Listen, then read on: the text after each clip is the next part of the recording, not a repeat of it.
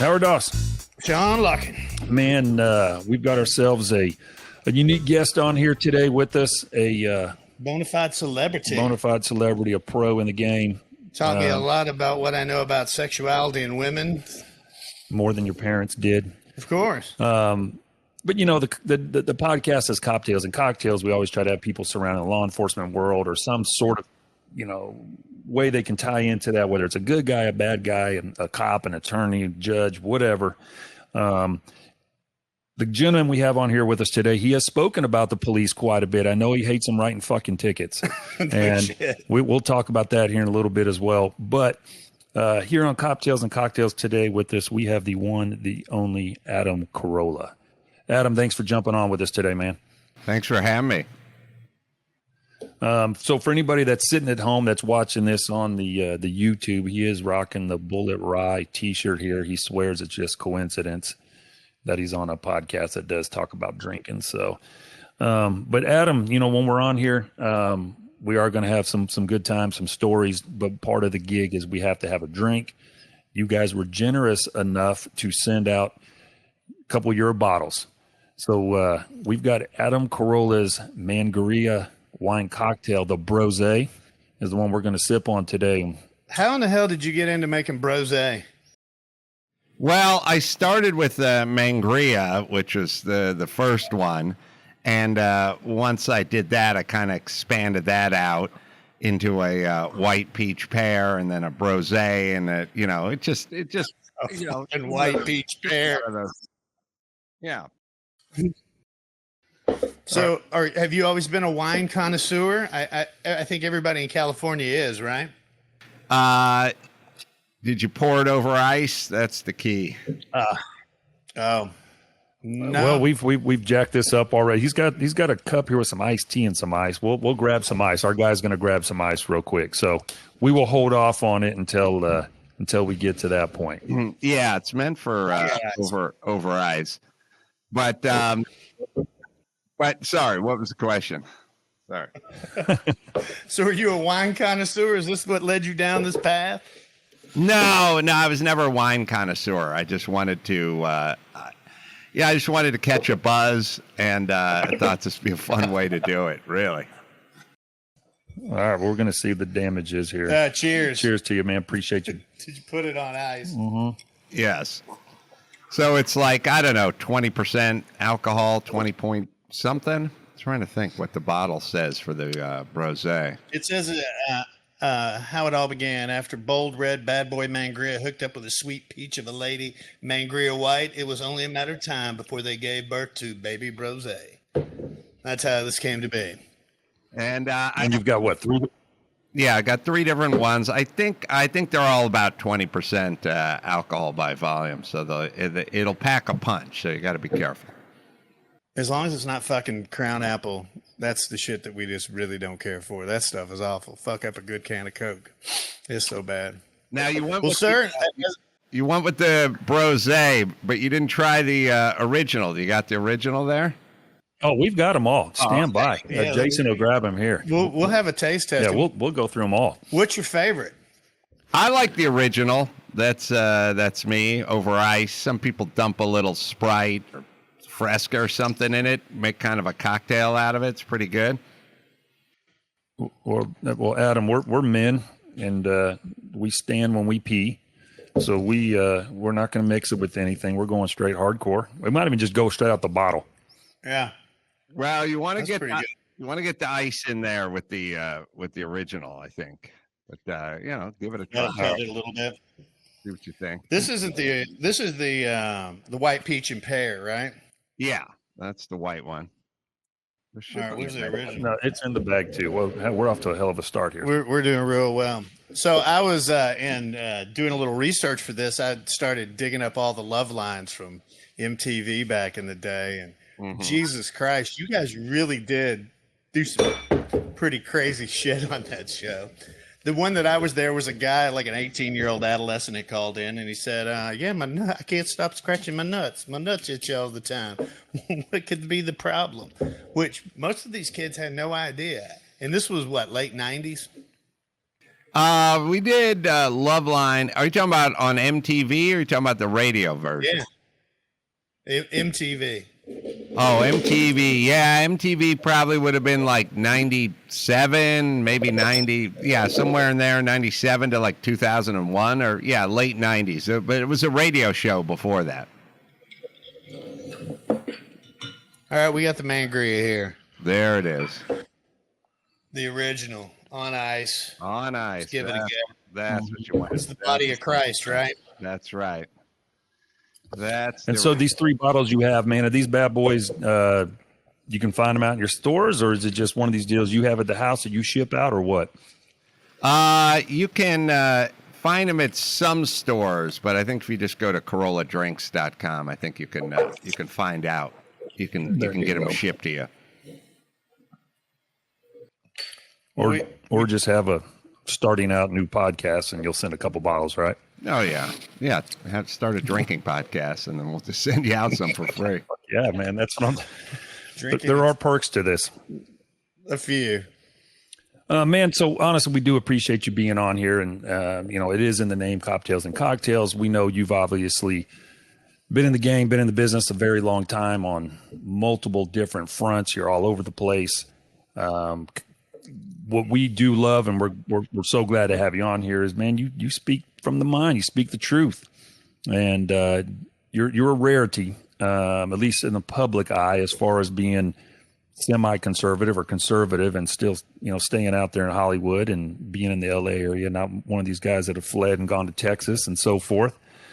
So we do appreciate you being on here, but I do want to kind of go back to the police thing. Like I said, I've listened to you forever, a couple different things. You do go on, I don't want to use the word rants, but you go on about these cops, that sit and write tickets and fuck with taxpayers and stuff like that. And I just retired from being a cop last year after 25 years. And I will tell you, the cops on the department that go after like bona fide bad guys and legit crimes, we don't like those dudes either. So it's not all of us. I promise. We make fun of those cops that write tickets as well. The guys that enjoy work in the car accidents and so forth. So not all of us are that bad.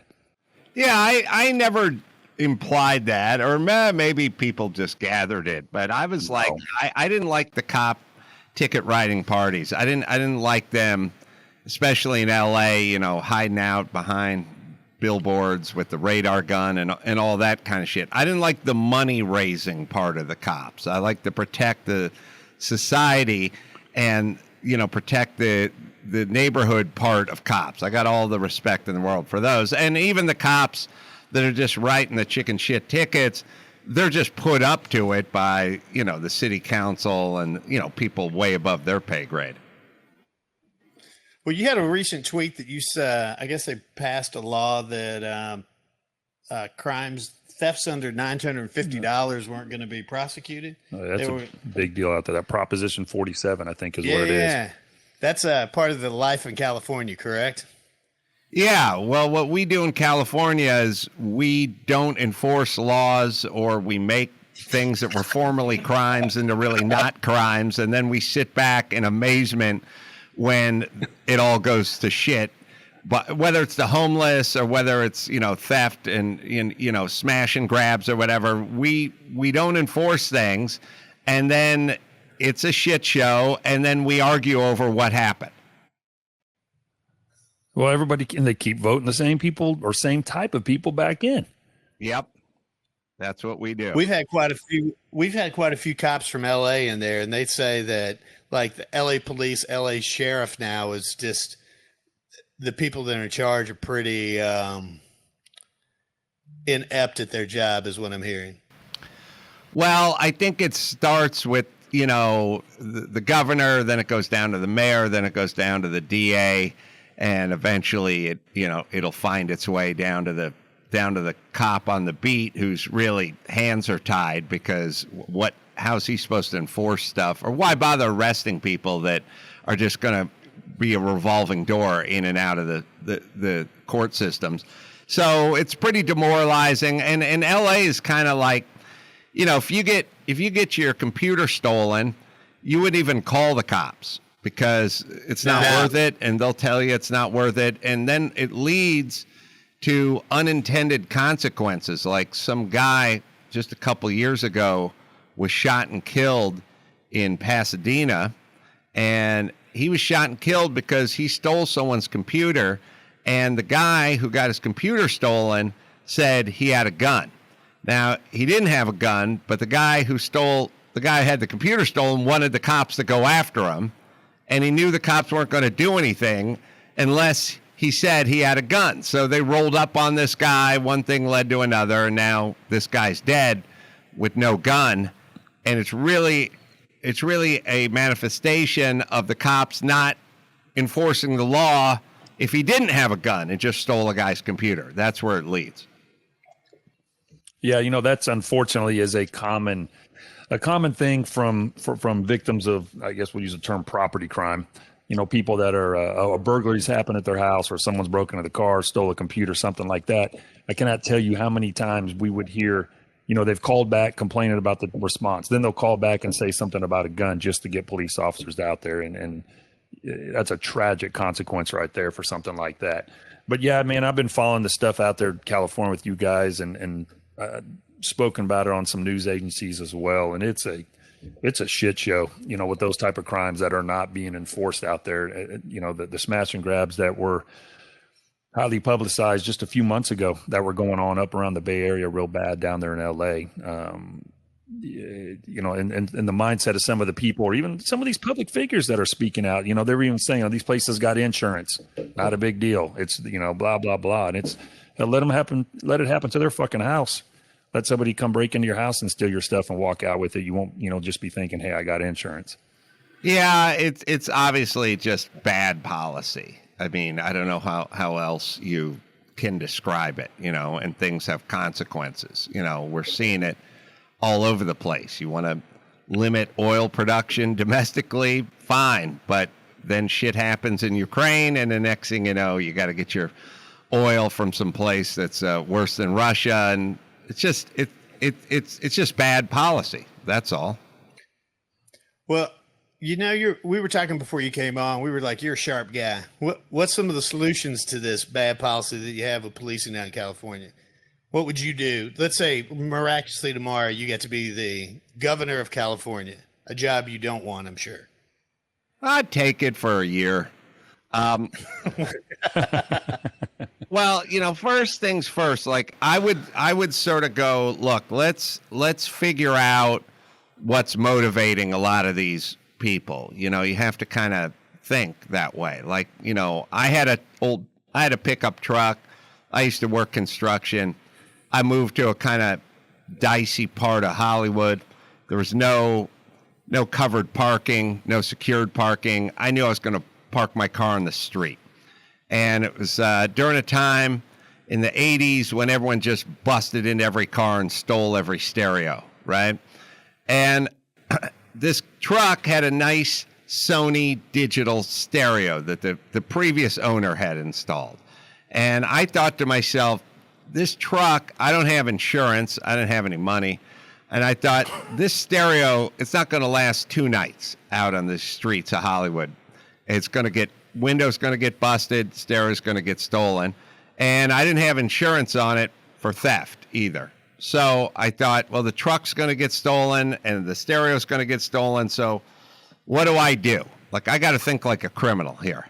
So I put a kill switch in, just a toggle switch underneath the bench seat, just disconnected the fuel pump from the back of the truck. Just broke, cut a wire, wired it right to a toggle, flipped the toggle off, no fuel pump. So I said, all right, if they steal the car, they can't get that far with no fuel pump.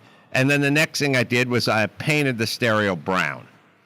And everyone wants to know why I painted the stereo brown. I put a little piece of tape over the digital readout, and I painted the stereo a really ugly shade of brown.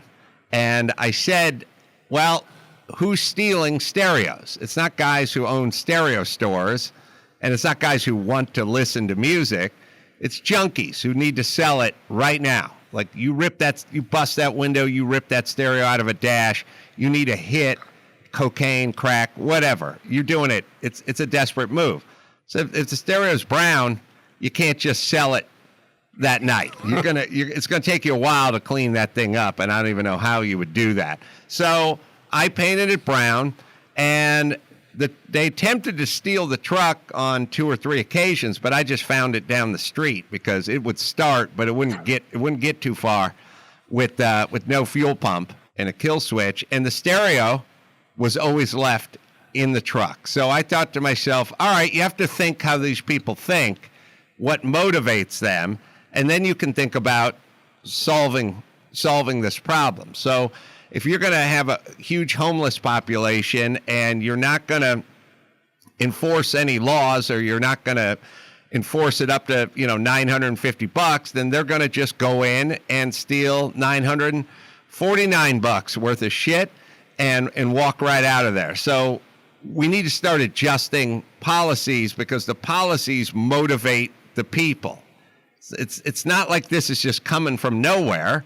Criminals they're the most adaptive people on the planet. You take the drug cartels.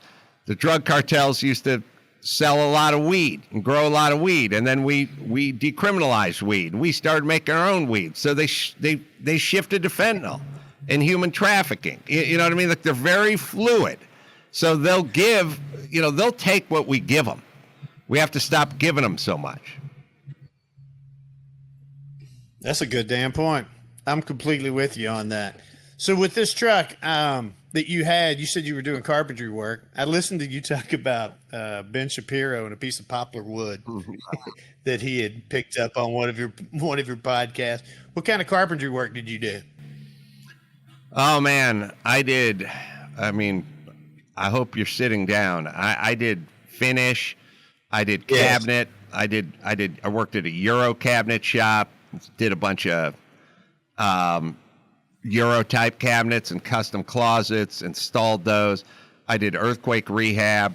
I did a fair bit of, laminate work and rough framing and finish, did a lot of door hanging, a lot of base and case, work, finish work, foundation, everything from the roughest stuff, like earthquake rehabs, real dirty, rough stuff, to, doing oak banisters on a custom house and hanging, a couple of stained grade big oversized oak doors and stuff. Like I did from the most sort of keen finish stuff to the cabinet stuff to just the roughest foundation forming. I did all of it. So how'd you go from carpentry to comedy? Well, I was hanging around in my apartment in North Hollywood, with my roommates and my pickup truck, and I'd probably been doing it for about. Brown stereo. I didn't have the brown stereo yet. I was driving a Datsun. Later, I got a Nissan, so I got a little bit of a newer truck, but it was still an old truck. But I had my old pickup truck, and I was going to work every day and not making much. I was making $8-9 an hour and working with guys that weren't that interesting, and half of them didn't speak English, And I just I was like 22, in my early 20s, and I was like, well, what's it going to be? I mean, I got what it's like to work a blue collar job and to work for a living, and it didn't seem like a good life. It just seemed like a lot of work. You do carpentry, you get your tools ripped off. You know what I mean? Right. You get your truck broken into. Yep. It's a bummer. It's a hard life. And so I was like, well, what are you good at? What do you think you could do? And I thought, well, I think I'm good at carpentry, and I think I'm good at comedy. I wasn't a good student. I wasn't a good reader, writer. I couldn't work in the corporate world. I just couldn't fill out an application and go in for a job interview. I just knew that wasn't going to work. So I thought, well, you're doing the carpentry now. Why don't you start working on the comedy? And, you're 20, 22 years old. By the time you're 30, maybe get something going in the comedy world. Someone would pay you for what you think rather than, moving drywall. Well, what was your first joke or your bit? Do you remember? I didn't really. I Well, the first joke I told on the radio, I do remember that joke. I mean, the first joke I can remember is when I was about 7 years old, and Okay. I had like a Hungarian grandfather, and he used to make goulash. He loved Hungarian food, so he made goulash. And then one day he was telling me, I said, "What goulash? What is that?" He said, "Well, it's cowboy stew. It means it's Hungarian for like cowboy." And I said, "Oh, so when you were growing up, did you play goulash and Indians?" And it was like, I wouldn't tell that joke on stage today, but for a 7, 8-year-old, it was a joke, It's pretty damn insightful. You also are that you can cook Hungarian, is what I understand, correct? Well, I don't do much of it, but I do love it, and it was my old grandfather, Laszlo Gorog, who got me hooked on that type of food, which is really just German food, Polish food, Hungarian food. It's all the same. A lot of schnitzel and sauerkraut. A lot of schnitzel. A lot of cabbage. It's just good hearty, man. Don't sleep on goulash, man. It's some good stuff. Well, one of the things that we found while we were researching is that you basically just don't give a fuck, and you have the keen ability to say things, and people will not be offended by them. Why do you think that is? Well, people are offended by him. Oh, not everybody, though. I mean, he can go up to you and call you a motherfucker, and you're going to go, I like that guy. Well, I mean, you're definitely charismatic. Well, thanks. Okay, so first things first, I realize you can't actually be an asshole or a bad person and then say things that are horrible as well. You have to actually be a decent person and a good guy, and then you can get away with a lot more. You know what I mean? So right. I was like, I'm not a bad person, so I can say bad things. That was the way I kind of looked at it. It's like I could make fun of my kids as long as I'm a good father to my kids. If I really was a bad father, then I couldn't make any jokes about them. So my thing is be a good whatever. And once you're a good citizen or father, whatever that employee, whatever that is, then you can make jokes about that. So that was like the first head that I had on it. The second was, I'm a comedian. That's my job. I got to say what I want. I'm not here to apologize to anybody. I've seen the way the wind is blowing, and I realize that, once you apologize, that just leads to more apologies, and I just didn't want to go down that road. So I just let it be known that I'm going to say what I want to say, and I won't apologize. And once you establish that you won't apologize, people kind of leave you alone because there's nothing you're going to give them. They can't bully you. Right.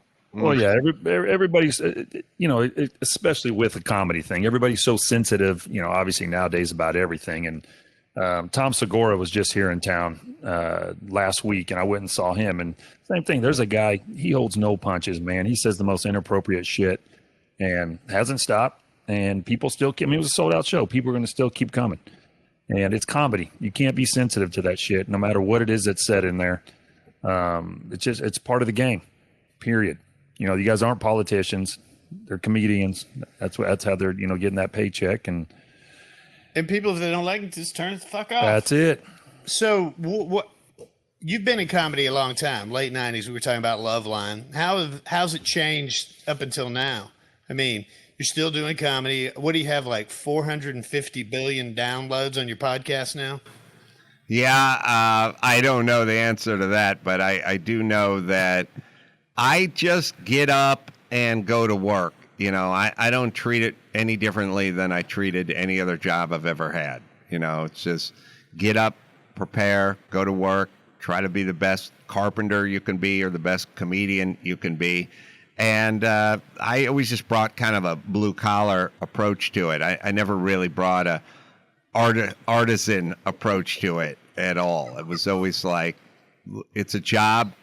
Your job's, figure out a way to make people laugh or think and laugh or just think sometimes. And that's your job. So go go out and do it. That's what they pay you to do.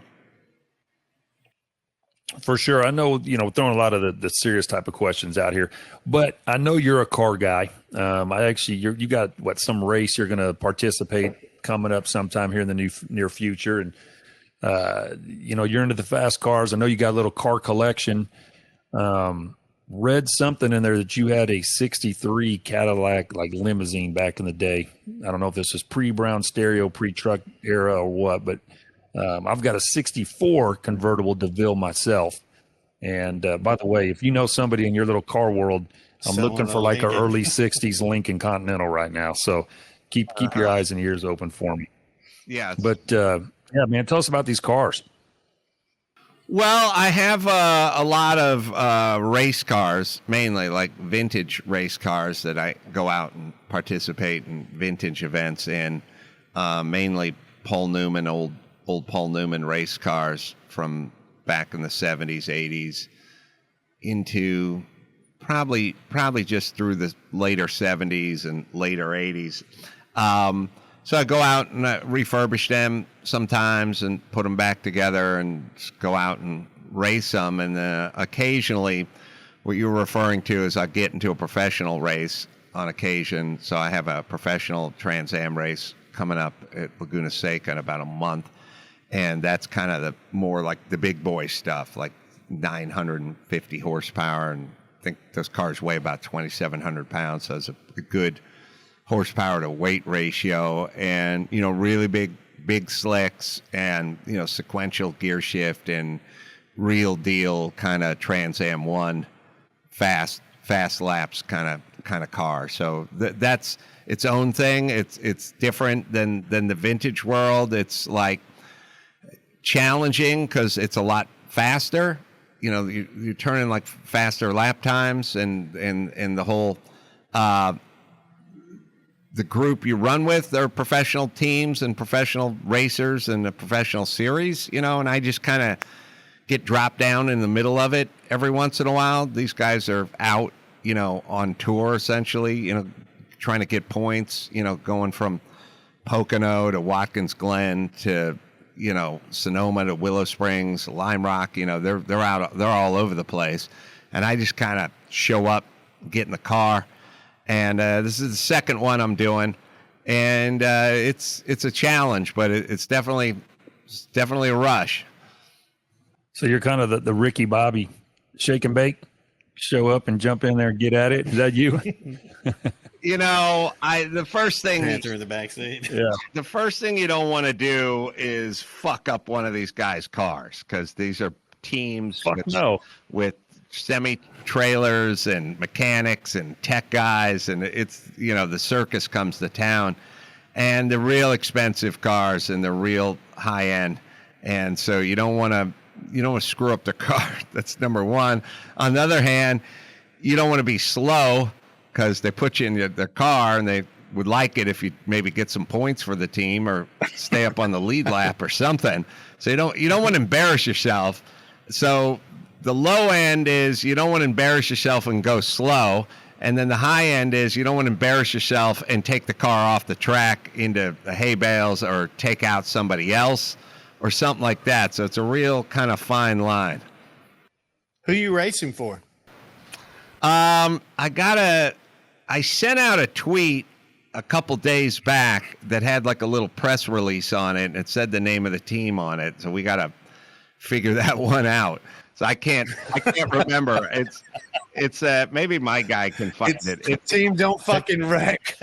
Yeah, I'll be driving a Camaro, that much I know, and it's a with or without T-tops. It's people, that's the whole thing. You say Trans Am, they think it's Smoking the Bandit, Yeah. These are tube frame cars. They don't even just a cage. You got to crawl in the window. Like it didn't start off life as anything resemble the Camaro. They usually have like the same taillights and the same roof or something, but that's about as far as they go. Everything else is just race. Hell, with those vintage races though, are you doing a lot of the wrenching on your own on your own vehicles? Well, I do some. Oh, it's called Showtime Motorsports. My guys put it on the screen, and they. Hey, Jason, you see how easily they did that shit? Yeah. Step up over here. Yeah, it's a really cool, fast car. So that'll be cool. In vintage, you do have to kind of look after your own car, and you do some wrenching on your car, and it's a thing. You know, you got to show up. You got to bring some spares and some tools, and maybe someone who's good at turning a wrench and look after it a little bit, because it's vintage and stuff breaks and shit happens, and you got to kind of figure it out. So they set you up by horsepower on those vintage races, or is it like, hey, we'll race the Porsches? Nobody's racing Jaguars. That's a piece of shit car. What are you racing? Well, it all depends what run group you're with or what class you're with. So now, yeah, I thought Jaguars were a piece of shit car too until I went to England and saw the vintage Jags racing, and those cars kick ass. I mean, they did a lot of winning and a lot of racing, but that's back from the 60s, you know. So we're used to Jag as like some luxury brand that a divorcee widow drives around, you know, Beverly Hills. But there's a version of a Jag that's a kick-ass race car that's won tons of races, but more in Europe than in the United States.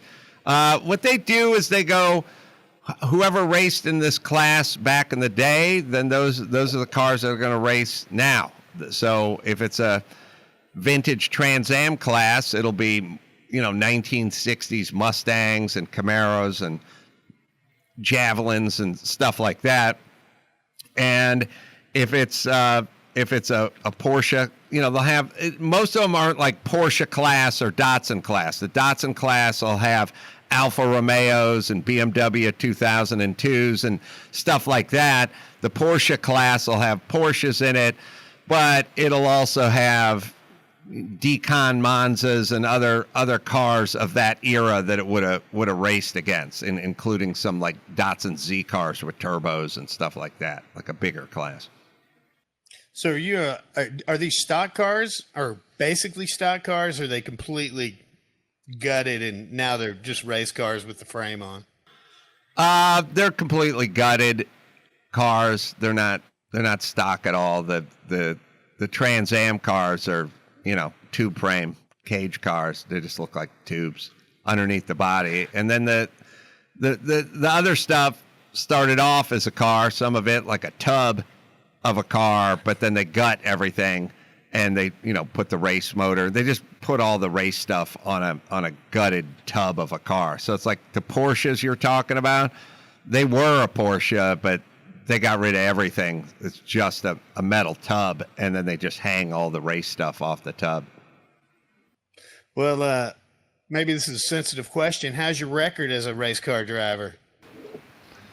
Well, it's a little spotty, probably. I would say it's good. I won the Rolex Cup at Laguna Seca. My first year I did it, 2011, in a Datsun Roadster. So that was a, you know, decent outing. Then, since then, limited success in the vintage world. I did win the Toyota Grand Prix celebrity race, and then I won it in the pro division the next year. So I won a couple of those races in Long Beach. And I've only done one other professional Trans Am race, and I got on the podium. I got third, so that was nice to get up on the podium. But that's about it. This will be my second professional Trans Am race. So do you find that you're kind of an adrenaline junkie? Is that why you like doing these races, or is it just kind of is it more cerebral? You know, some of it is just an experience. You know, if somebody says you want to do this, I'll go, yeah, you know, let's do it. You know, that's kind of my approach to a lot of stuff. So, you know, I wasn't out campaigning to get a ride in a professional Trans Am car, but they came around and said, you want to give it a shot? And I was like, I'm not saying no. So I just said, fine, let's do it. You know, that was kind of my approach to most things in life. In the vintage world, it's like, it's a cool scene. The cars are really cool. The racing is fun. And, you know, it's kind of a challenge, but it's also something that's pretty exciting to do. So I don't think of myself as an adrenaline junkie, but I do like experiences. And this is it's a real experience. Yeah, you know, locally, you know who Scott Case is? Like Case and Associates, you know, Corey's family. Scott Case, he is super into those 80s, 90s BMWs, and that's what they're doing with those. They're getting them from all over the country. He's got quite the collection of them now, and they're out there racing those things as well. Those 2002s are pretty cool looking old cars. Boxy. Yeah. Mm-hmm. Yeah, there's not very.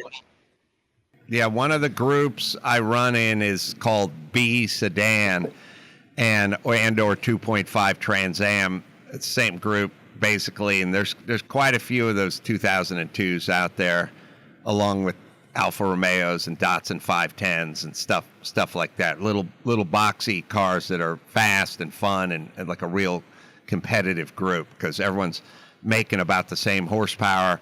The cars all weigh about the same, so it's a real test in terms of driving.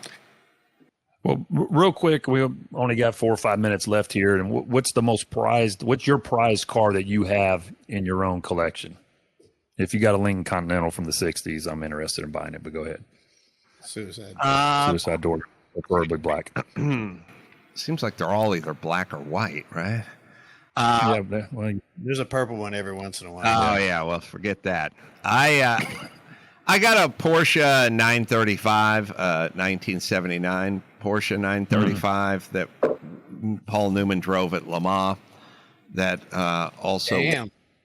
Yeah, that's a special car. It won. It came in second overall at Le Mans, but they won their class, and it won outright at the 24 Hours of Daytona, and it won outright at the 12 Hours of Sebring. Not with Newman driving later in life, but that's probably the most special car. Who'd you have to give a hand job to get that goddamn car? How'd you come upon that? You know, it was just a car that I always knew was out there.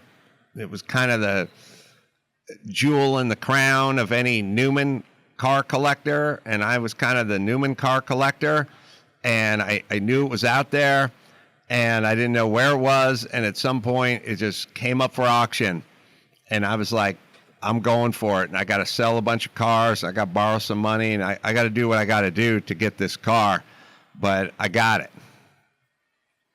Fuck yeah. All right, Adam, we got just a few more minutes, man. We've obviously talked about your Mangrias, which the original one is fantastic, by the way. I knew you guys would like that one, yeah. No, that is a good one. Hell, I like the Brose. That wasn't too bad. But you got a couple books out there. My very first job was at Taco Bell.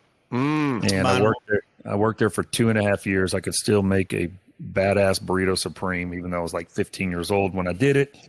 And I'm approaching 50 now, but your that book, Not Taco Bell Material, not going to lie, you guys sent it out to me a few days ago, got it a few days ago, started reading it, have not finished it, but just a little breakdown on what that's about. Well, that was my second book, and it was sort of autobiographical, and I was like, I'll just write a comedy book about all the shit I've seen and been through, and decided that it'd be funny to name it Not Taco Bell Material because I applied for a job at a Taco Bell and they rejected me. So well, we see who's qualified and who's not between the two of us, right? Yeah. So that's my second book. I've written probably 6 books, or maybe my 6th one's coming out, and they're just funny books. Got some insights, but mostly just trying to get you to think and laugh. And they're pretty funny, or so says everyone who reads them. So, I agree. This one's good. Yeah, well, you'd like the first book, which is In 50 Years We'll All Be Chicks. That was the one that predated that one. You see Howard's turning into one here. Yeah, I've got my chick beard on.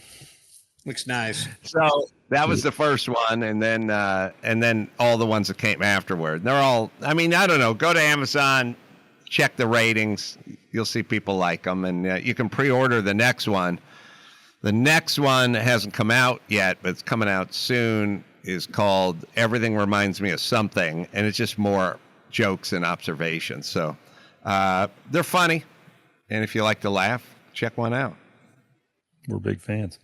Well, man, we really appreciate you being on, spending some time with us. I know a little bit about Paul Newman Le Mans cars now. Good. So thanks for the education. Yeah, I raced that car too. So Fuck. yeah, it's crazy. It's a crazy car. It's crazy. Yeah, you guys. Good luck in the Trans-Am. Yeah, man, I'm going to need it. It's going to be a fast group. All right. We'll be rooting for you, man. Again, thanks for hopping on with us. Take care, buddy. Thanks for having me.